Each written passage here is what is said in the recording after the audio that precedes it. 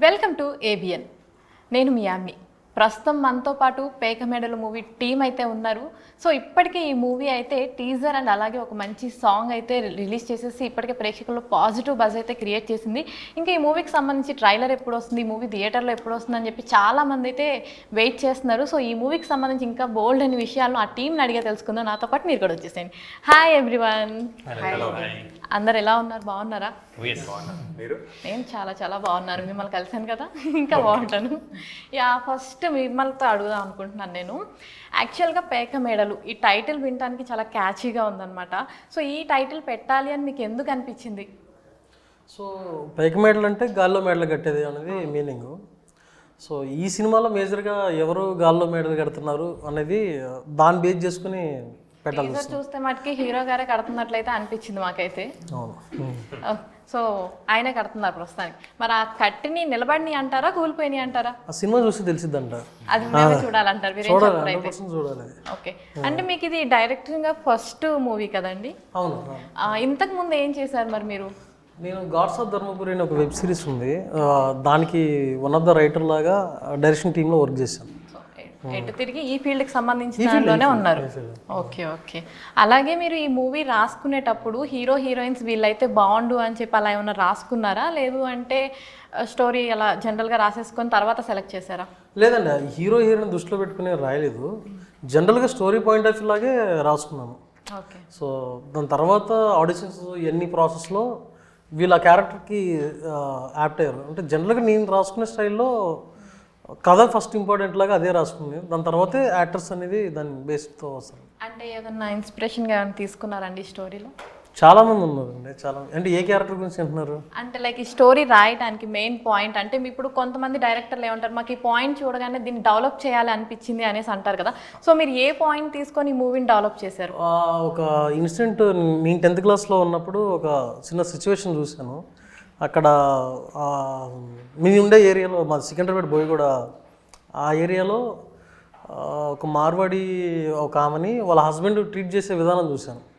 So అది నాకు చాలా స్ట్రాంగ్గా విజువల్స్ పడ్డాయి. సో ఇంత వరస్ట్గా ఉన్నాడు ఈడని. సో దాన్ని బేస్ చేసుకొని ఒక స్టోరీ లాగా ప్లాన్ చేసుకున్నాను. 10th మీకు ఒక ఆలోచన అయితే వచ్చేసింది. అవును. అప్పటి నుంచే అనుకున్నారా నేను డైరెక్టర్ అవ్వాలి, ఒక మూవీ డైరెక్ట్ చేయాలి అని చెప్పేసి? అంతకుముందు నుంచేనండి. అంతకు ముందు నుంచే అనుకున్నాను. ఓకే. మరి ఇంట్లో చెప్పగానే ఫస్ట్ ఏమన్నారండి?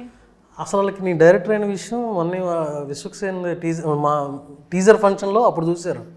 అప్పటిదాకా చెప్పలేదు అసలు. సో వాళ్ళకి చాలా కొత్తగా ఉంది అండి. ఏంటంటే సడన్గా ఏదో కనపడుతున్నాడు టీవీలో, ఏమైంది అన్నారు. ఏం కాలేదు, సినిమా రిలీజ్ అవుతుంది, సినిమా చేసేవాళ్ళు అదే అంతే. కానీ అడుగుతారు కదా ఇంట్లో జనరల్గా, ఏం చేస్తున్నావు అని చెప్పేసి అడుగుతూ ఉంటారు కదా. మరి ఎలా మేనేజ్ చేశారు, ఏం చేస్తున్నారు ఇంట్లో చెప్పకుండా? ఇక అంతకుముందు స్కూల్స్లో కొరియోగ్రాఫర్లా చేసేవాడిని. ఓకే. కాలేజెస్, స్కూల్స్ కొంచెం ఈవెంట్స్ అవి చేసేవాడిని. అదే అందరికీ తెలుసు. ఓకే, డాన్సర్ అన్నమాట. డాన్సర్. మరి రాకేష్ గారిని ఎలా కలిసారు అంటే ఈ స్టోరీ చెప్పడానికి? ఇది కామన్ ఫ్రెండ్స్ కొంతమంది ఉన్నారు. హంజా అని నా ఫ్రెండ్, సో రాకేష్ కూడా తన ఫ్రెండ్. సో ఈ స్టోరీని డెవలప్ చేసుకునే ప్రాసెస్లో నా పాయింట్ ఏంటంటే ఈ కథకి ఇది కమర్షియల్గా ఏదో చాలా చేయాలని అంతేం లేదు.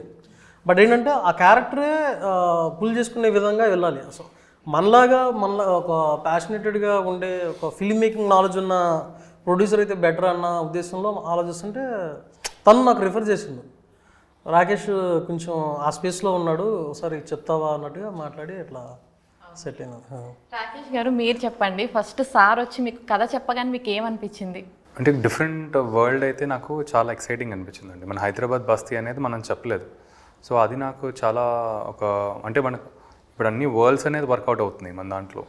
అండ్ నాకు కూడా ఏంటంటే ఒక వరల్డ్లో మనకు కథ దొరికితే చాలా అదొక అడ్వాంటేజ్. వరల్డ్లో నాకేంటంటే ఓకే మంచి వరల్డ్, మై కరెక్ట్ కథ బాగుంటే వెంటనే చేసేయచ్చు సినిమా అని వినేటప్పుడు అదే అన్నమాట ఆలోచన. ఓవరాల్ నాకు ఏదైతే నీలగిరి చెప్పాడో అది నాకు పర్ఫెక్ట్ అనిపించింది. ఈ వరల్డ్కి ఉన్న క్యారెక్టర్స్కి ఏదైతే ఎండ్ చెప్తున్నాం అనేది. సో ఇది దాంతోనే ఇంకా అప్పటికప్పుడే డిసిషన్ చేసుకున్నాం ఈ సినిమా చేద్దామని. బాగుంటే చేద్దాము అనుకున్నాను అంటే ప్రొడ్యూసర్గా చేద్దాం అనుకున్నారా, హీరోగా కూడా చేద్దాం? అంటే మీరు ఆల్రెడీ హీరోనే కాబట్టి హీరోగా విన్నారా, లేదంటే యాజ్ ఎ ప్రొడ్యూసర్గా విన్నారా స్టోరీ వినేటప్పుడు? అంటే నాకు అదే హంజా చెప్పడం అయితే నీకు సెట్ అవ్వకపోవచ్చు అని హింట్ ఇచ్చాడు. సరే నేను విన్న తర్వాత నేను చెప్తాలే అని, ఎందుకంటే నాకు నచ్చితే నేను కన్విన్స్ చేసుకుంటాను డైరెక్టర్ని. నాకు ఒక డౌట్ సార్, మీది ఫస్ట్ మూవీ కదా, మరి మీరు ఆ సార్కి మీరు సెట్ అవ్వకపోవచ్చు అని చెప్పారు కదా, చెప్పినప్పుడు మీ ఫీలింగ్ ఎలా అనిపించింది? అంటే ఈ స్టోరీ మీకు సెట్ కాకపోవచ్చు అని హింట్ ముందే హంజా అని చెప్పాడు కదా, మా ఇద్దరి మధ్యలో కామన్. నేను వినిన తర్వాత నాకేమనిపించింది అంటే అసలు ఈ సినిమాకి నేను చేస్తే మిస్ఫైర్ అయిపోద్దని. దీనికి ఎవరో కొత్త వాళ్ళు కావాలి. కొత్త వాళ్ళు అంటే ఒక డిఫరెంట్ ఒక మైండ్ సెట్ కావాలి. అండ్ ప్రాబ్లీ నేను ఇది ప్రొడ్యూస్ చేయగలుగుతాను బాగా. నీలగిరి చెప్పినప్పుడు అయితే నాకు ఒక ఇన్స్టింక్ట్ ఉంటుంది కదండి, ఈ ఇన్స్టింక్ట్తో వెళ్ళాలి. నాకు ఆ గట్ ఫీలింగ్ ఇన్స్టింక్టే నేను ఎక్కువ ట్రస్ట్ చేస్తాను. నా గట్ ఫీలింగ్ ఏంటంటే అప్పటికి నేను చేయకపోతే బెటర్ దీనికి. ఇప్పుడు ఎవరు కరెక్ట్ చెప్పండి, నీలగిరి అని. ఇద్దరు కలిసి డిసైడ్ చేసుకున్నారు హీరో హీరోయిన్ని? అంటే వీళ్ళిద్దరు ప్రాసెస్ చెప్తాడు. లేదు, చాలా ఆడిషన్స్ జరిగే ప్రాసెస్ ఉంది. దగ్గరగా ఇప్పుడు మేము ఒక ఆన్లైన్లో ఆఫ్లైన్లో మొత్తం ఒక 1500 వరకు ట్రై చేసాం, తెలుగు అవుట్ ఆఫ్ అంతా అన్ని రకాలుగా. ఆ ప్రాసెస్లో జరిగింది. అంటే మేము కూడా డిస్కషన్ ఏంటంటే మాకు కూడా సో రాకేష్ చేయకూడదని కాదు, సో ఇక్కడ క్యారెక్టర్కి ఒక నీడి ఉంది. మా సినిమాలో hero character one of the worst character, చాలా స్ట్రాంగ్ వరస్ట్. సో అలాంటి క్యారెక్టర్కి చాలా చిన్న ఇప్పుడు ప్రతి ఒక్క చిన్న ఆర్టిస్ట్ దగ్గర నుంచి పెద్ద ఆర్టిస్ట్ వరకు కూడా వినోద్ వాళ్ళతో ఆడుకుంటాడు, వాళ్ళు వినోద్తో రకరకాలు చేస్తూ ఉంటారు. సో ఆ బాడీ లాంగ్వేజ్ అనేది కొంచెం మంచి పర్సనాలిటీ కరెక్ట్గా ఉందనుకోండి, మీరు కొట్టాలి, మీరు ఆయన కొట్టలేరు, నన్ను కొట్టచ్చు మీరు, జనరల్గా ఈజీ. సో అలాంటి సిచ్యువేషన్స్ ఉన్నాయి అట్లాంటి. సో అందుకని మీకు కామన్గా ఆలోచించుకొని ఎవరు దీనికి బెటర్ అవుతారో వాళ్ళనే చూజ్ చేసుకుందాం అన్న టోన్లో వెళ్ళిపోయింది. అనుష, మీకు ఇది ఫస్ట్ మూవీ తెలుగులో? అవునండి. మీకు ఈ ఆపర్చునిటీ ఎలా వచ్చింది? అదే ఆడిషన్ ద్వారా వచ్చిందనమాట. సో ఆడిషన్ తర్వాత లైక్ ఈ జర్నీ స్టార్ట్ అయింది. ఎలా అనిపించింది ఆడిషన్ ఇచ్చినప్పుడు? ఆడిషన్ అయితే ఇది రెగ్యులర్గా ఆడిషన్స్ అయితే దే విల్ గివ్ స్క్రిప్ట్ కదండి. దీంట్లో సార్ అయితే జస్ట్ సిచ్యుయేషన్ ఎక్స్ప్లెయిన్ చేశారనమాట, ఇలాంటి ఒక సిచ్యుయేషన్ ఆడిషన్ చేయాలి అని. అది అయిన తర్వాత అప్పుడైతే ఈ లైక్ ఇంత తెలుగు కూడా రాదు. సో నేను ఒక సీన్ రాసుకొని దాన్ని గూగుల్లో నుంచి ట్రాన్స్లేట్ చేసి, సో ఆ తెలుగు అయితే ఇంకా లైక్ టెక్స్ట్ బుక్ అలా తెలుగులో. సో ఆ దాంట్లో లైక్ ఆడిషన్ ఇచ్చాను అనమాట. మీ లాంగ్వేజ్లోనే ఇచ్చారు ఆడిషన్ ఇచ్చినప్పుడు? లేదు, తెలుగులో. అంటే ఇంగ్లీష్లో రాసుకొని డైలాగ్స్ని మళ్ళీ గూగుల్ ట్రాన్స్లేట్లో నుంచి తెలుగు ట్రాన్స్లేట్ చేసుకున్నా. సో దాన్ని ఆడిషన్ ఇచ్చా ఫస్ట్ రౌండ్ని. దెన్ సార్ ఆడిషన్ అయిన తర్వాత ఎవరు రాశారు ఈ డైలాగ్స్ని, బికాస్ అది టెక్స్ట్ బుక్. అవునవును, గూగుల్ చేస్తే ప్యూర్ తెలుగు ఉంటుంది, మనం పలకలేని పదాలు కూడా వస్తా ఉంటాయి. సో ఆ డైలాగ్స్తో మీరు ఇంప్రెస్ చేసేసారు అయితే? ఇంప్రెస్ కాదు, థ్యాంక్ఫుల్లీ అది ఆయన కూడా సెలెక్ట్ చేశారని నాకు ఆ ఫీలింగ్ దక్కింది. డైలాగ్స్తో సెలెక్ట్ ఏం కాలేదండి.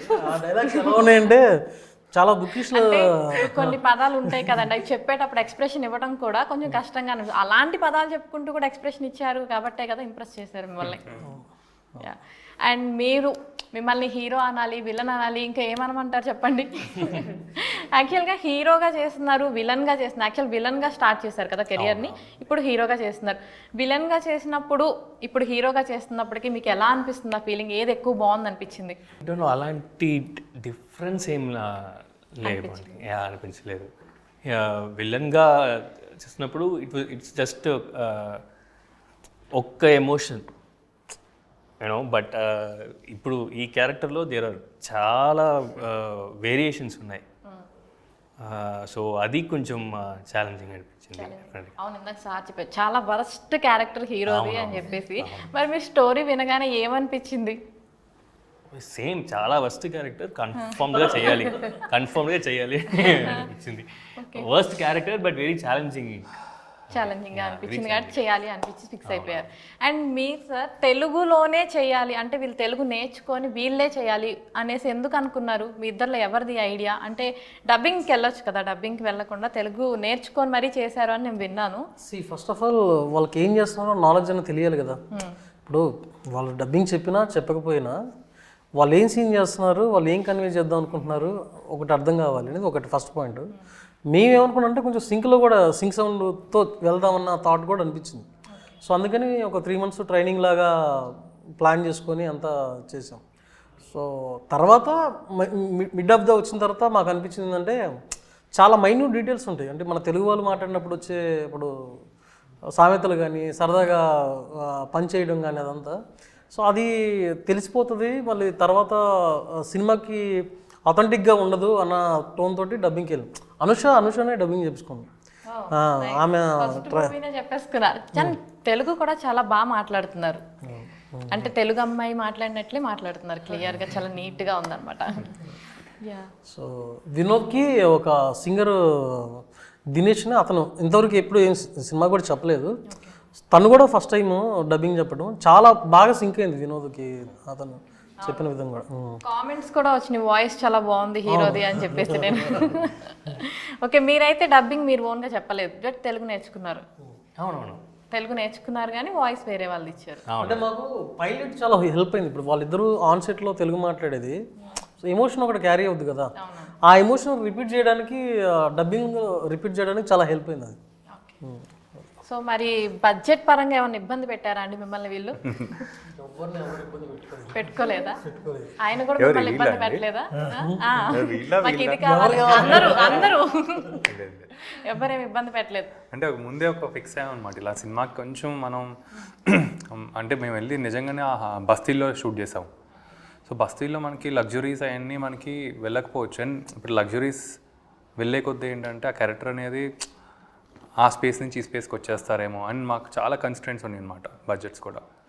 సో ఇన్ఫ్యాక్ట్ బస్తీలోనే అక్కడ ఒక రూమ్ ఉండేది దగ్గరలో, అక్కడే ఇంకా చేంజింగ్ లేకపోతే రిఫ్రెష్ అయ్యేవాళ్ళు. వెంటనే పక్కన బస్తీలో ఒక ఇంట్లో వెళ్ళి షూట్ చేసుకునేవాళ్ళు. సో ఇన్ఫ్యాక్ట్ ఇంకా వీళ్ళందరూ సపోర్ట్ చేస్తారు ఇంకా. ఓకే, సో అయితే బడ్జెట్ పరంగా ఎలాంటి ఇబ్బంది ఎవరిని పెట్టుకోలేదన్నమాట, మంచిగా అయిపోయింది. అండ్ ఎక్కడ చేశారు షూటింగ్ అంతా? ఇది పురాణపూర్ మన మూసీ రివర్ పక్కన, ఓకే, హైదరాబాద్లో షూటింగ్ అంతా ఎలా అనిపించింది? అంటే జనరల్గా మీలాంటి వాళ్ళు ఎక్కువ బస్తీల సైడ్ వెళ్ళరు కదా, సో షూటింగ్ మొత్తం ఆ ఏరియాలోనే జరిగింది. సో వెళ్ళినప్పుడు ఏమనిపించింది మీ అందరికీ? అందరూ చెప్పండి. అంటే కొత్త ఎక్స్పీరియన్స్, బికాస్ అలాంటి ఏరియాలో లైక్ షూట్ చేయడం అయినా వాళ్ళు చాలా సపోర్ట్ చేశారు అనమాట. అక్కడ ఉండే వాళ్ళు they were very sweet and supportive. And also ఇది యాక్టింగ్ చేయడానికి కూడా చాలా హెల్ప్ అయింది. ఎలా క్యారెక్టర్స్ ఇలా ఉంటారు కానీ ఈ ఎలాంటి లైఫ్ స్టైల్ ఉంటుంది, ఇంటరాక్ట్ అయితే తెలుసుకున్నాము. అండ్ ఆల్సో అక్కడ ఒక ఇల్లు తీసుకొని అక్కడ ఉన్న వాళ్ళని లైక్ బయటికి పంపించి for 3 months they have shot in the actual house అనమాట. అంటే సెట్ పెట్టలేదు. సో అక్కడ ఒక like actually like to feel comfortable in that acting space అనేది వచ్చింది as an actor. So for that I'm really thankful, because ఇప్పుడు first day కొన్ని films ఎలా అవుతుందంటే we'll go to the set and then shoot immediately. To get used to the space also it will take some time కదా. ఇది కొత్త setting, కొత్త environment కాబట్టి it was really helpful. అక్కడ కొంచెం టైం స్పెండ్. ఓకే, అండ్ మీరు చెప్పండి, యాక్చువల్గా ఈ సినిమాలో మీది హస్బెండ్ క్యారెక్టర్ అని, మీకు ఒక బాబో పాపో కూడా ఉన్నట్టు కూడా విన్నాను నేను. మరి కెరియర్ స్టార్టింగ్లో ఉన్నారు కదా, తండ్రిగా చేయడానికి అంటే మనకి కెరియర్ మైనస్ అవుతుందేమో అలా ఏమన్నా ఆలోచించారా? అంటే తండ్రి క్యారెక్టర్ ఇప్పుడు చాలామంది మనం చూస్తుంటాం, పెళ్ళయింది అని చెప్పుకోవడానికి ఇష్టపడరు కదా జనరల్గా కొన్ని సో క్యారెక్టర్ వైజ్గా మీరు అప్పుడే నేను ఒక తండ్రి క్యారెక్టర్ చేస్తున్నాను ఏమన్నా మైనస్ అవుతుందేమో అలా ఏమన్నా ఆలోచించారా? లేదండి, నాకు అలాంటి థాట్స్ రాలేదు. చెప్పగానే చేసేద్దాం అని ఫిక్స్ అయిపోయారు. అవునవును, అది దాంట్లో ఏం నెగటివ్ ఉందని నాకు అనిపించలేదు, because it's a very very interesting character అండి. So and if I would have missed it, then it would have been a very big mistake in my career. Okay, and Telugu నేర్చుకున్నారు కదా, 3 months ఇచ్చా అన్నారు కదండి training. మీరు first మాట్లాడిన word ఏంటి తెలుగులో? గుర్తులేదా? అంటే నేర్పిస్తున్నప్పుడు ఏదో ఒకటి నేర్పిస్తారు కదా, సో ఎలా నేర్చుకున్నారు? ఫస్ట్ ఏం మాట్లాడారు? గుర్తులేదండి, డెఫినెట్గా గుర్తులేదు. ఫస్ట్ వర్డ్ అంటే ఏదో ఒకటి వర్డ్ కాకపోయినా మీకు ఏం గుర్తుంది? మీరు మాట్లాడిన దాంట్లో తెలుగులో ఫస్ట్ మీరు ఏం మాట్లాడింది ఏం గుర్తుంది? నా ట్యూటర్, నా Telugu master, he's very very practical అండి, no theory. He just taught me ఒక రోజుకే ఏం కావాలి, జనరల్గా మాట్లాడడానికి ఏం కావాలి, సో అలా వెళ్ళారు. So he even thought me once all bad words. ఒక సెషన్ అంటే 1 hour ఓకే ఈరోజు తెలుగు బ్యాడ్ వర్డ్స్ అని he thought me everything also. So he was really good. ఉంటాయి సినిమాలో ఉంటాయి, ఓహో సినిమా వాడుతూ ఉంటారు మధ్య మధ్యలో.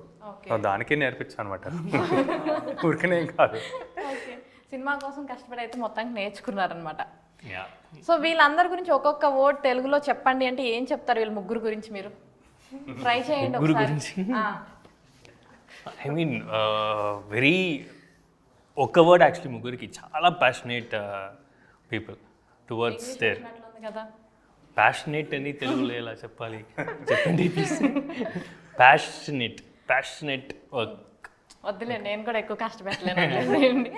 అండ్ మీకు ఎలా అనిపించింది మీ లాంగ్వేజ్లో చేస్తున్న దానికి ఇట్లా తెలుగులో చేస్తున్న దానికి డిఫరెన్స్ ఎలా అనిపించింది?